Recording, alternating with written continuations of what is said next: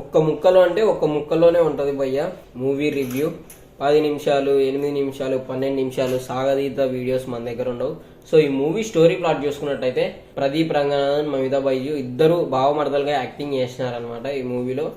మమిత వచ్చేసి ప్రదీప్ ని లవ్ చేస్తుంది, కానీ ప్రదీప్ రిజెక్ట్ చేస్తాడు ఆమె లవ్ ని.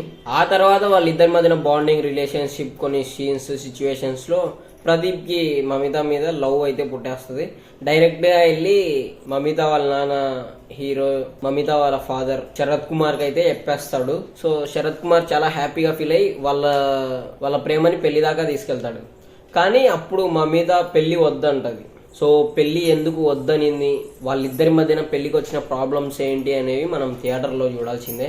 Love today, return of the dragon movies తో తెలుగు ఆడియన్స్ కి పరిచయం అయి బాగానే ఎంటర్టైన్ చేస్తున్నాడు మన ప్రదీప్ రంగనాథన్ అయితే. సో ఈ మూవీతో కూడా అదే రేంజ్ లోనే ఎంటర్టైన్ చేసినాడు. ఆయన కామెడీ టైమింగ్స్ తో, స్ట్రాంగెస్ట్ ఎమోషన్స్ తో, సిచ్యువేషన్స్ కి తగ్గట్టు యాక్టింగ్ లో వేరియేషన్స్ చూపించడం చాలా బాగుంది. అండ్ మమితా బైజు కూడా తన యాక్టింగ్ క్యూట్ గా అనిపిస్తుంది ప్రేమలో సినిమాలో లాగానే.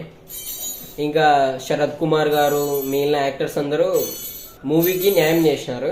ఇంకా డైరెక్టర్ కీర్తిశ్వరన్ కామెడీని బాగా హ్యాండిల్ చేసినాడు. శరత్ కుమార్ తో కూడా మంచి మంచి కామెడీ చేయించినాడు, చాలా నచ్చింది నాకైతే. మొత్తానికి ఇది ఒక ఎమోషనల్ కామెడీ ఎంటర్టైనర్ అనమాట.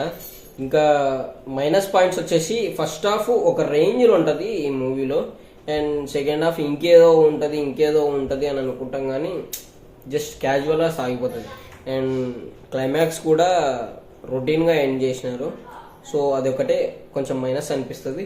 ఓవరాల్గా మూవీ వచ్చేసి ఖచ్చితంగా ఒకసారి చూడొచ్చు, మంచి ఎంటర్టైన్మెంట్ ఉంటుంది.